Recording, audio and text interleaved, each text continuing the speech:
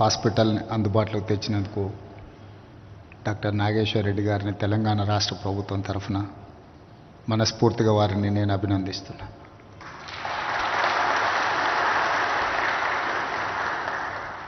పాతిక సంవత్సరాల క్రితం ఈ నగరంలో గ్యాస్ట్రోఎంట్రాలజిస్ట్ స్పెషలిస్టుగా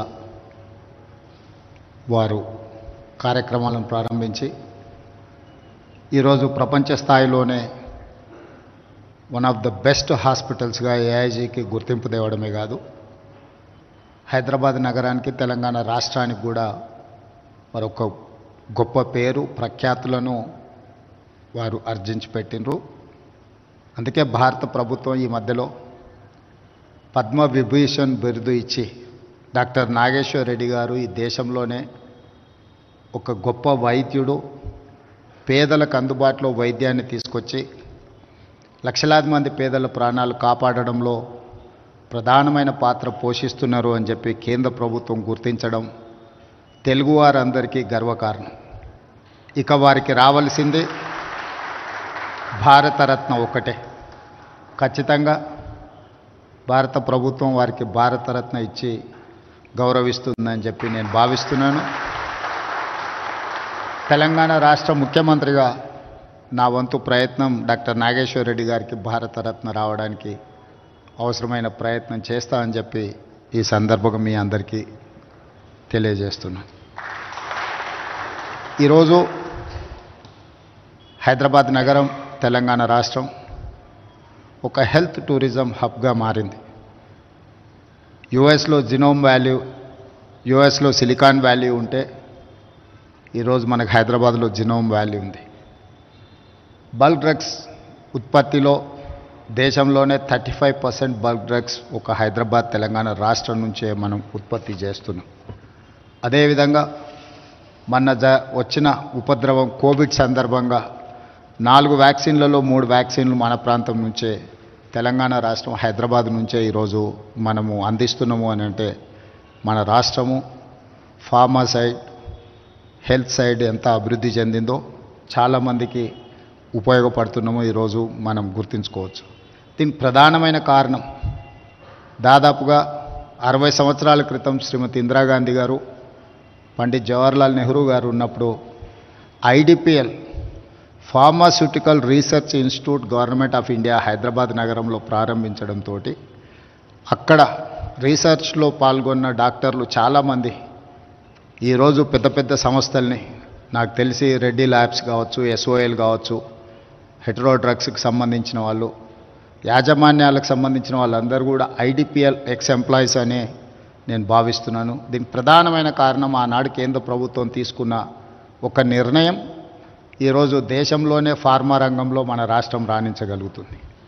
దాని కొనసాగింపుగా ఈరోజు దాదాపుగా 66 దేశాల నుంచి, నాకు తెలిసినంతవరకు ఏఐజీ 66 దేశాల నుంచి ఈరోజు పేషెంట్లకి ట్రీట్మెంట్ అందించే స్థాయికి ఏఐజీ చేరుకున్నది అని అంటే ఇది మనందరికీ గర్వకారణం. దీన్ని ఇంకా కొనసాగించాలని తెలంగాణ రాష్ట్ర ప్రభుత్వం తెలంగాణ రైజింగ్ 2047 ఒక విజన్ డాక్యుమెంట్ తయారు చేస్తా ఉన్నాం.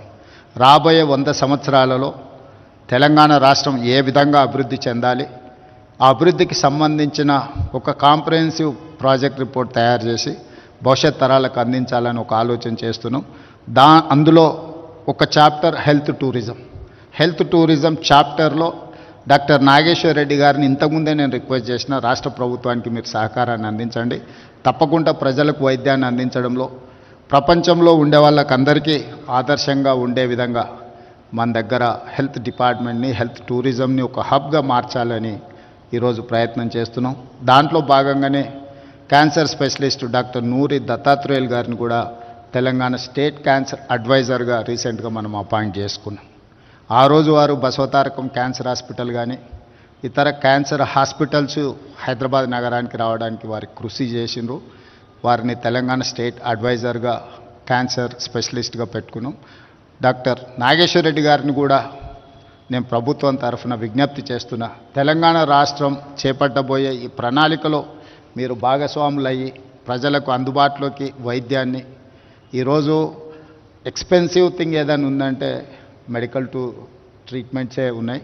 ప్రభుత్వం రాగానే రాజీవ్ ఆరోగ్యశ్రీ ఆ రోజు డాక్టర్ వైఎస్ రాజశేఖర రెడ్డి గారు ప్రారంభించినప్పుడు 2 లక్షలు ఉండే.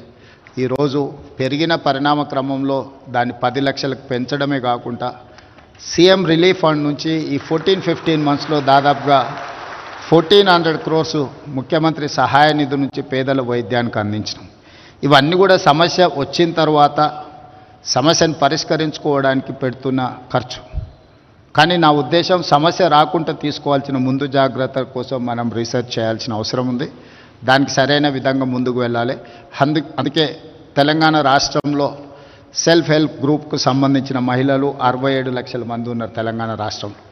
వాళ్ళని 1 కోటి మంది మహిళల్ని సెల్ఫ్ హెల్ప్ గ్రూప్లో మెంబర్స్గా చేర్చాలని, వాళ్ళందరికీ కూడా ఒక హెల్త్ ప్రొఫైల్ క్రియేట్ చేయాలనేది రాష్ట్ర ప్రభుత్వం యొక్క ఉద్దేశం. ప్రతి ఒక్కరికి ఒక ఇండివిజువల్గా ఒక ఐడి ఇచ్చి, ఒక గుర్తింపు కార్డు ఇచ్చి, ఒక యూనిక్ నెంబర్ ఇచ్చి వాళ్ళ హెల్త్ ప్రొఫైల్ బిల్డ్ చేయాలి. ఎందుకంటే మహిళలే ప్రధానంగా క్యాన్సర్ బారిన పడుతుండ్రు, మహిళలకే ప్రధానంగా ఎక్కువ హెల్త్ ఇష్యూస్ వస్తున్నాయి. కాబట్టి ఒక హెల్త్ ప్రొఫైల్ క్రియేట్ చేయాలి. ఒక హెల్త్ కార్డ్ అంటే ఒక పేషెంట్ ఎక్కడైనా మారుమూల గ్రామాలలో ఉండే నిరక్షరాస్యులైన పేషెంట్ కూడా ఏదైనా హాస్పిటల్కి వెళ్తే వాళ్ళ హెల్త్ కార్డ్ ఇస్తే ఆ యూనిక్ నెంబర్తోని వాళ్ళ ఫ్యామిలీ హిస్టరీ అంతా, వాళ్ళ హిస్టరీ అంతా కూడా తెలిస్తే అప్పుడు డాక్టర్స్కి ట్రీట్మెంట్ చేయడం ఈజీ అవుతుంది. ఇప్పుడున్న ఒకప్పుడు ఫ్యామిలీ డాక్టర్స్ ఉండేవాళ్ళు. ఫ్యామిలీ డాక్టర్ అని ఎందుకు అనేవాళ్ళు అంటే ఫ్యామిలీ మెంబర్ ఎంత ఇంపార్టెంటో డాక్టర్ కూడా అంతే ఇంపార్టెంట్ అని ఫ్యామిలీ డాక్టర్ అనేవాళ్ళు. ఇప్పుడు ఫ్యామిలీ డాక్టర్ వ్యవస్థ పోయింది, స్పెషలిస్ట్ వ్యవస్థ వచ్చింది. హాస్పిటల్కి వెళ్ళగానే ఏదో ఒక స్పెషలిస్ట్ వచ్చేసి దానికి కావాల్సిన పరీక్షలు చేస్తుంది. దాంతో పేషెంట్ అండ్ డాక్టర్ మధ్యలో ఉండాల్సిన ఒక ఫ్యామిలీ బాండింగ్ అనేది లేకుండా పోయింది. జస్ట్ ట్రాన్సాక్షనల్ రిలేషన్ లాగా ఈ వైద్యము అనేది వచ్చింది. రెండవది ఖరీదుగా మారింది. ఈ రెండింటిని బ్రేక్ త్రూ చేయాలి అని అంటే ఒక హెల్త్ ప్రొఫైల్ క్రియేట్ చేయాల్సిన అవసరం ఉంది. ఆ హెల్త్ ప్రొఫైల్ క్రియేట్ చేయడం ద్వారా ఎవరికైనా ఎక్కడికైనా వెళ్తే ఆ పేషెంట్కి గతంలో ఏం సమస్య వచ్చింది, ఏ రకమైన వైద్య సహాయాన్ని అందించారు, అత్యవసరంగా ఇప్పుడు ఆ పేషెంట్కి అందించాల్సిన వైద్యం ఏందనేది కూడా డాక్టర్లకు ఉపయోగపడుతుంది.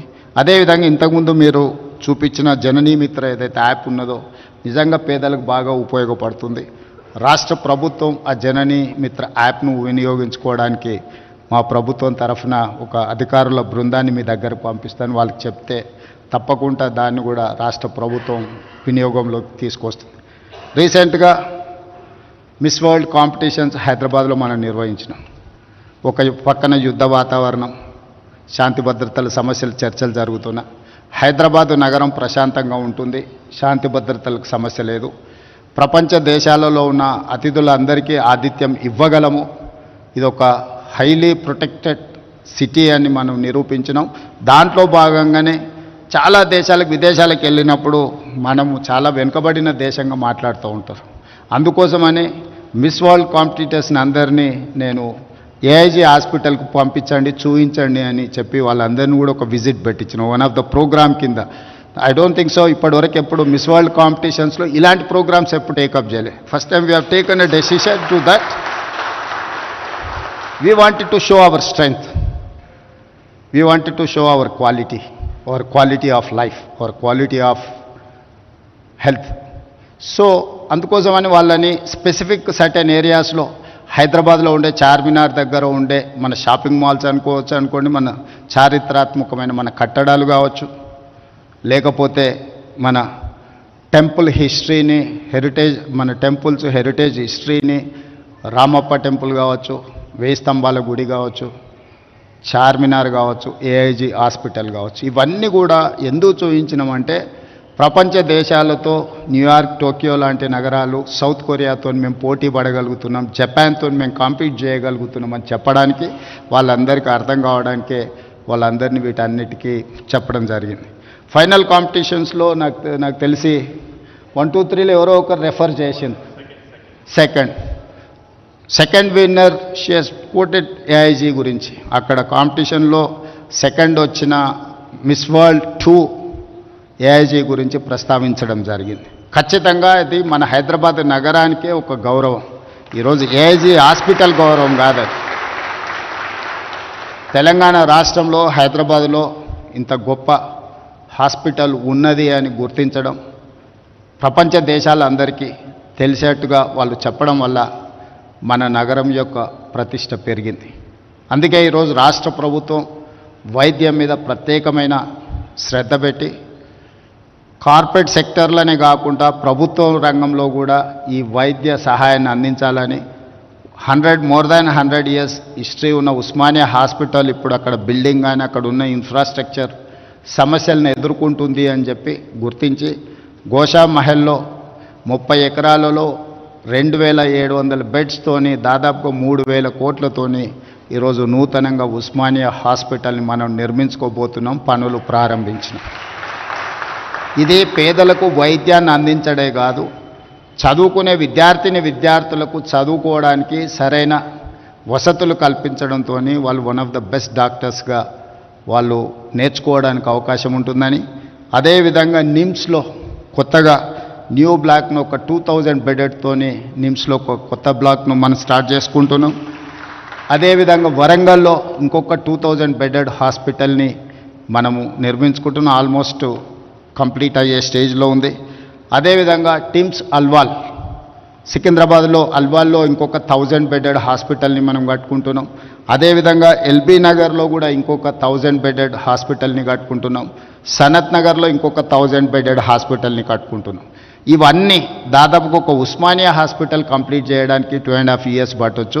మిగతా హాస్పిటల్స్ అన్నీ కూడా బై December 9th 2025 అంటే ఈ సంవత్సరం ఆఖరు లోపల దాదాపుగా 7000 పడకల ఆసుపత్రులను తెలంగాణ రాష్ట్ర ప్రభుత్వం మీతో కాంపీట్ చేసే విధంగా, అంటే మేము ఏఐజీకి వస్తే ప్రజలు ఏ విధంగా ఇంత గొప్పగా ఉంది అని అనుకుంటున్నారో మా ప్రభుత్వ రంగంలో కూడా మీతో కాంపీట్ చేసే విధంగా ఈరోజు అన్ని వసతులను ఏర్పాటు చేయండి అని ఒక కమిటీని కాన్స్టిట్యూట్ చేసి మీ అన్ని హాస్పిటల్స్ని విజిట్ చేయించి. ఎందుకంటే చాలామందికి గవర్నమెంట్ హాస్పిటల్కి వెళ్ళంగానే ఇంకా ప్రాణాలు పోతాయేమో, గవర్నమెంట్ హాస్పిటల్కి వెళ్ళడం అంటే బ్రతకడానికి కాదు చావడానికే వెళ్తున్నామేమో అనే ఒక అభిప్రాయం చాలామందిలో నాటుకుపోయింది. ఆ అభిప్రాయం నుంచి ప్రజలను దూరం చేయాలనేది నా ఆలోచన. ప్రభుత్వం ప్రజల యొక్క వైద్యం కోసం చాలా మొదటి ప్రాధాన్యత ఇస్తుంది. ప్రభుత్వానికి అత్యంత ప్రాధాన్యతలో విద్య, వైద్యం ఈ రెండిటికి హయ్యెస్ట్ ప్రయారిటీ కింద మేము ఫండ్స్ దాదాపుగా ఇప్పుడు 11,500 కోట్లు ఈ రంగానికి రాష్ట్ర ప్రభుత్వం బడ్జెట్ కేటాయించింది. ఒక సంవత్సరంలో 21,500 కోట్ల రూపాయలు విద్య కోసం కేటాయించాం. సో నేను ముఖ్యమంత్రిగా బాధ్యత చేపట్టిన తర్వాత పేదలకు ఉచితంగా వీలైనంత మేరకు వైద్యాన్ని అందించాలి, పేదలకు నాణ్యమైన విద్యను అందించాలనే ఒక ప్రాధాన్యత క్రమాలు పెట్టుకొని మేము ముందుకు వెళ్తున్నాం. ఇందులో ఏమాత్రం అవకాశం ఉన్నా మీ సమయాన్ని మీరు కేటాయించుకుంటూనే ప్రభుత్వం చేపడుతున్న కార్యక్రమాలకు కూడా మీ వంతు సహకారం ఉండాలి. నేను ఈ వేదిక మీద నుంచి రాష్ట్రంలో చదువుకున్న డాక్టర్లందరికీ నేను ఒక విజ్ఞప్తి చేస్తున్నాను. సంవత్సరంలో ఒక్క నెలైనా ప్రభుత్వ ఆసుపత్రులలో పనిచేయండి. 11 నెలలు మీరు మీకు నచ్చిన ప్లేస్లో మీకు నచ్చిన జీతం తీసుకొని మీకు నచ్చిన లైఫ్ను మీరు లీడ్ చేయండి. సోషల్ రెస్పాన్సిబిలిటీ కింద సంవత్సరంలో ఒక్క నెల ఎక్కడైనా మీకు ఏదో ఒక హాస్పిటల్లో ఒక నెల రోజులు డాక్టర్లు సమయం కేటాయించి పేదలకు వైద్యం చేస్తే డెఫినెట్గా you will get that pleasure. మనం ఒక వృత్తిలో మేము పబ్లిక్ లైఫ్లో ఉన్నప్పుడు చాలా రకాల పనులు చేస్తుంటాం, కానీ జాబ్ సాటిస్ఫాక్షన్ కోసం, పర్సనల్ సాటిస్ఫాక్షన్ కోసం కొన్ని సెలెక్టెడ్గా కొన్ని పనులను ప్రత్యేకంగా సమయం కేటాయించి పని చేస్తూ ఉంటాం ప్రజాప్రతినిధులుగా. అదేవిధంగా నేను డాక్టర్లకు విజ్ఞప్తి చేస్తున్నా, సంవత్సరంలో ఒక నెల మీ ఇష్టం ఏ హాస్పిటల్లో ఏ నెలలో పనిచేస్తారో మీరు గవర్నమెంట్కి ఇండికేట్ చేయండి. నేను అధికారులకు చెప్పిన, not only in Hyderabad, in Telangana, అమెరికాలో చాలామంది డాక్టర్లు ఉన్నారు. వాళ్ళ పేరెంట్స్ని చూడడానికో ఫ్యామిలీని కలవడానికో స్పెషలిస్టులు ఇండియాకు వస్తున్నారు.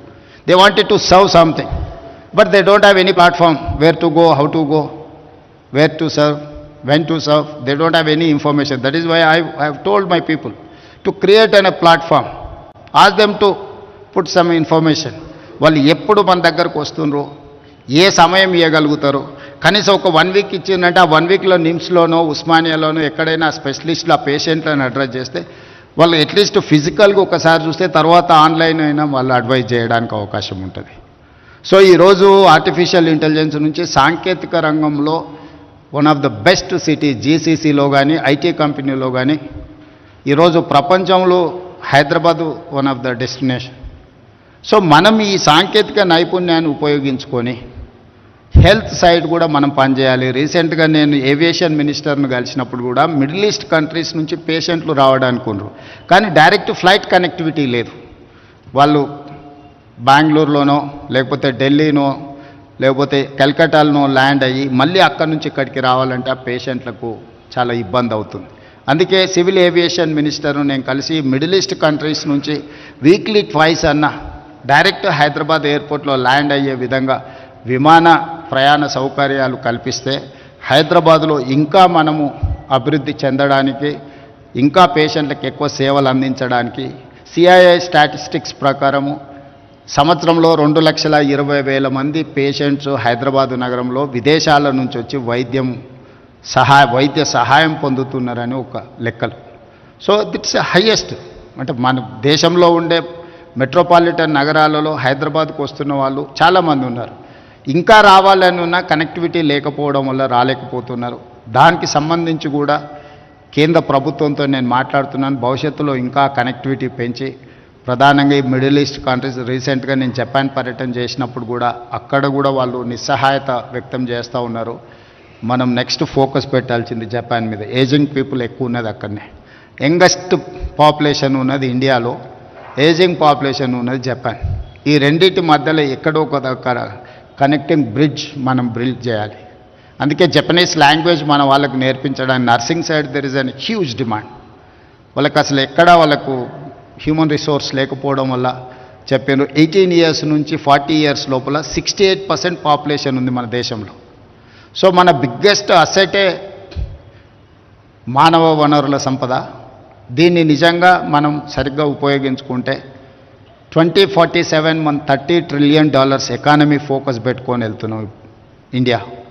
సో అదేం పెద్ద కష్టసాధ్యమైన విషయం కాదు. అందుకే నేను ఒక విజన్ డాక్యుమెంట్లో చెప్పిన నెక్స్ట్ 10 yearsలో తెలంగాణ స్టేట్ $1 trillion ఎకానమీకి రీచ్ అవ్వాలి, 2047కి $3 trillion ఎకానమీకి రీచ్ అవ్వాలి. ఆ గోల్ను పెట్టుకొని మనం పనిచేద్దామని.